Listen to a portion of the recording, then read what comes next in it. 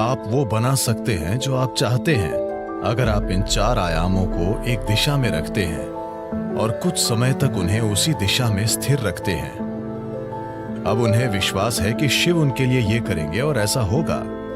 तो क्या शिव खुद आकर आपका घर बनाएंगे? नहीं। मैं चाहता हूं कि आप समझें, ईश्वर आपके लिए छोटी उंगली भी नहीं उठने मन को अपने तरीके से रखने की शक्ति नहीं रखते। तो दुनिया में हम जो बनाते हैं वो भी बहुत संयोग से और उल्टा सीधा होगा।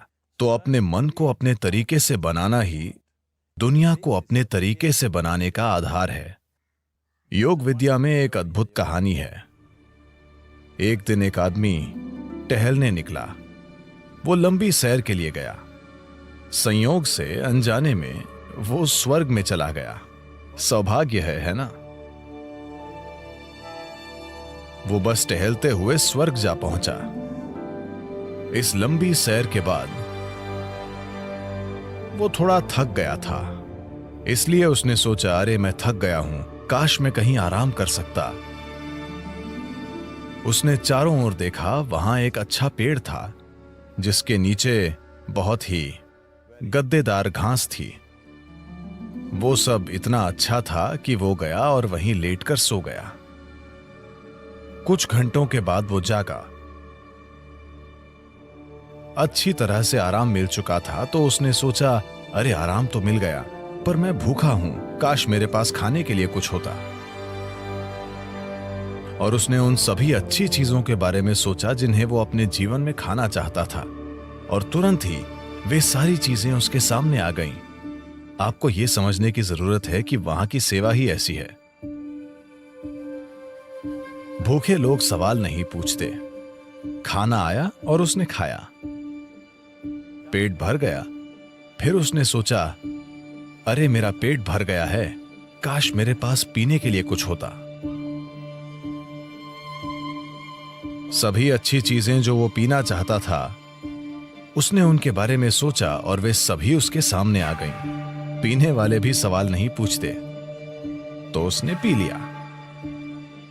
अब थोड़ी शराब अंदर जाने के बाद, आपको पता है चार्ल्स डार्विन ने कहा था, आप सब बंदर थे, आपकी पूंछ गिर गई। मैंने नहीं, चार्ल्स डार्विन ने बताया कि आप सभी बंदर थे और आपकी पूंछ गिर गई और फिर आप इंसान बन गए। हां, पूंछ जरूर गिर गई, लेकिन बंदर जो मन स्थापित नहीं होता उसे योग विज्ञान में हमेशा मरकट कहते हैं, क्योंकि मरकट का मतलब बंदर होता है। हम मन को एक बंदर क्यों कह रहे हैं? एक बंदर में क्या गुण होते हैं? बंदर के बारे में एक बात यह है कि वो बेवजह हिलता डुलता रहता है। बंदर के बारे में एक और बात है, अगर मैं कहता हूं आप किसी को देखकर बंदर की तरह कर रहे हैं, इसका क्या मतलब है? नकल करने वाला। बंदर और नकल, ये दोनों शब्द एक ही मतलब रखने लगे हैं। तो बंदर के ये दो बुनियादी गुण वाकई ऐसे मन के गुण भी हैं जो स्थापित नहीं है। गैर जरूरी हिलना डुलना, आपको ये बंदर से सीखना जरूरी नहीं है, आप बंदर को ये सिखा सकते हैं। और नकल, मन हर पल नकल करता रहता है। तो जब ये दोनों गुण होते हैं तो एक मन को बंदर कहा जाता है। तो ये बंदर उसके अंदर सक्रिय हो गया। उसने इधर उधर देखा और सोचा, ये क्या हो रहा है? मैंने खाना मांगा, खाना आया। मैंने पीने के लिए मांगा, शराब आई। यहां चारों ओर भूत होंगे, और भूत आ गए। अरे भूत आ गए, वे मुझे घेरेंगे और मुझे यातना देंगे, उसने सोचा। तुरंत भूतों ने उसे घेर लिया और उसे मारने पीटने लगे। फिर वो दर्द से चीखने लगा और बोला, अरे वे मुझे मार देंगे, और वो मर गया। अभी उसने कहा था कि वो भाग्यशाली है। समस्या यह है कि वो कल्प वृक्ष के नीचे बैठा था।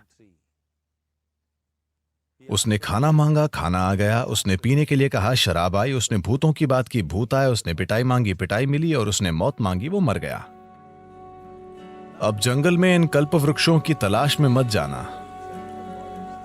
इन दिनों मुश्किल से एक पेड़ दिखता है।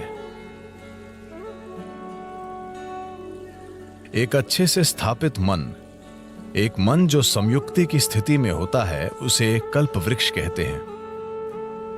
अगर आप अपने मन को संगठन के एक निश्चित स्तर तक व्यवस्थित करते हैं तो ये पूरी प्रणाली को व्यवस्थित करता है। आपका शरीर, आपकी भावना, आपकी ऊर्जा सब कुछ उसी दिशा में व्यवस्थित हो जाती है। जब आपके ये चारों आयाम, आपका भौतिक शरीर, आपका मन, आपकी भावना और मौलिक जीवन ऊर्जाएं एक दिशा में व्यवस्थित हो जाती हैं, जब आप ऐसे हो जाते हैं तो आप जो भी चाहते हैं वो वाकई छोटी उंगली उठाए बिना होता है। आपके काम करने से उसमें मदद मिलेगी, लेकिन कोई काम किए बिना भी activity you can still manifest what you want. आप वो बना सकते हैं जो आप चाहते हैं, अगर आप इन चार आयामों को एक दिशा में रखते हैं और कुछ समय तक उन्हें उसी दिशा में स्थिर रखते हैं। अभी आपके मन की समस्या है कि हर पल ये अपनी दिशा बदल रहा है। ये ऐसा है जैसे आप कहीं जाना चाहते हैं और हर 2 कदमों पर आप अपनी दिशा बदलते रहते हैं, तो आपका मंजिल तक पहुंचना बहुत मुश्किल है, जब तक कि यह संयोग से न हो। तो अपने मन को व्यवस्थित करना और उससे पूरे सिस्टम को और अपने इन 4 बुनियादी आयामों को एक दिशा में व्यवस्थित करना, अगर आप ऐसा करते हैं तो आप खुद कल्पवृक्ष हैं। Anything that you wish will happen. जो भी आप चाहते हैं वो होगा। पर अभी अगर आप अपने जीवन को देखें तो वो सब जिसकी आपने अब तक इच्छा की है, अगर वो हो जाए तो आप खत्म। वे चीजें और लोग जो आपने चाहे, अगर वो सब आज आपके घर में हों, तो क्या आप जी पाएंगे? जब हम इस तरह समर्थ हो जाते हैं तो ये बहुत महत्वपूर्ण है कि हमारी शारीरिक क्रिया, भावनात्मक क्रिया, मानसिक क्रिया और ऊर्जा क्रियाएं नियंत्रित और ठीक दिशा में हों। अगर ऐसा नहीं है तो हम विनाशकारी, आत्मविनाशकारी बन जाते हैं। अभी यही हमारी समस्या है। जिस तकनीक को हमारे जीवन को सुंदर और आसान बनाना चाहिए, वो सभी समस्याओं की जड़ बन गई है। हम अपने जीवन के आधार को नष्ट कर रहे हैं, जो कि धरती है। तो जो एक वरदान होना चाहिए था, हमने उसे एक श्राप बना दिया। पिछले 100 वर्षों में हमें आराम और सुविधा के जबरदस्त स्तर मिले हैं, जो हमारे जीवन के लिए खतरा भी बन गए हैं, सिर्फ इसलिए कि हम सचेत होकर काम नहीं कर रहे हैं। हम आदतों से मजबूर हैं। तो मन को व्यवस्थित करने का बुनियादी मतलब है चीजों को विवशता से करने के बजाय जागरूक होकर करना। आपने ऐसे लोगों के बारे में सुना होगा जो कुछ मांगते हैं और सभी उम्मीदों से परे वो उनके लिए सच हो जाता है। आमतौर पर ऐसा उनके साथ होता है जो श्रद्धा रखते हैं। मान लीजिए आप घर बनाना चाहते हैं। अगर आप सोचने लगेंगे, अरे मैं एक घर बनाना चाहता हूं, घर बनाने के लिए 50 लाख रुपए चाहिए, मेरी जेब में 50 रुपए हैं, नहीं होगा, नहीं होगा, संभव नहीं है। जैसे ही आप कहते हैं संभव नहीं है, आप ये भी कह रहे हैं कि मैं ये नहीं चाहता। तो एक स्तर पर आप इच्छा पैदा कर रहे हैं कि आप कुछ चाहते हैं, दूसरे स्तर पर आप कह रहे हैं मैं ये नहीं चाहता। तो इस संघर्ष में ये शायद न हो पाए। कोई इंसान जो किसी भगवान या मंदिर में या जिसमें भी श्रद्धा रखता है, जो सरल मन वाला है, श्रद्धा सिर्फ उन लोगों के लिए काम करती है जो सरल मन वाले हैं। सोचने वाले लोग जो बहुत अधिक सोचते हैं, उनके लिए ये कभी काम नहीं करती। एक छोटे बच्चे जैसा इंसान जिसे अपने ईश्वर या अपने मंदिर में या जिसमें भी एक सरल श्रद्धा है, वो मंदिर में जाकर कहता है, शिव जी मुझे एक घर चाहिए, मुझे नहीं पता कैसे, पर आपको ये करना होगा। अब उसके मन में कोई उल्टे विचार नहीं है, क्या ऐसा होगा, क्या ऐसा नहीं होगा, क्या यह संभव है, क्या यह असंभव नहीं है। श्रद्धा के सरल काम द्वारा इन चीजों को पूरी तरह से हटा दिया जाता है।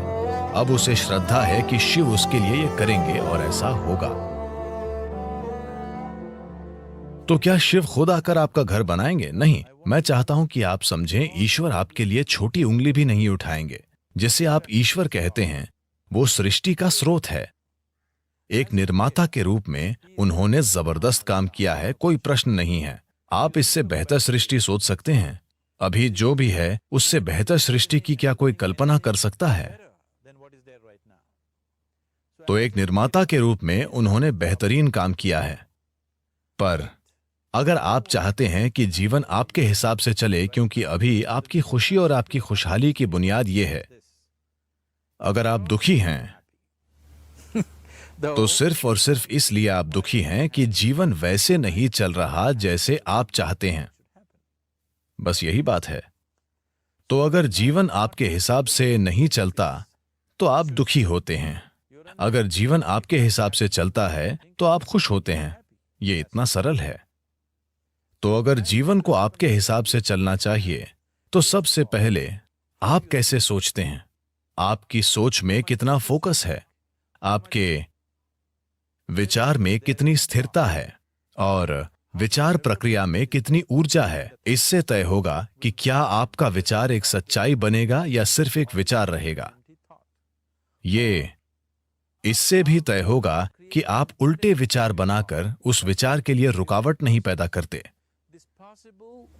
Is something possible or not possible? Is destroying humanity. क्या ये हो सकता है या नहीं, ये मानवता को नष्ट कर रहा है। क्या संभव है और क्या असंभव, ये देखना आपका नहीं, प्रकृति का काम है। आपका काम है मनचाही चीज पाने के लिए मेहनत करना। अभी आप यहां बैठे हैं।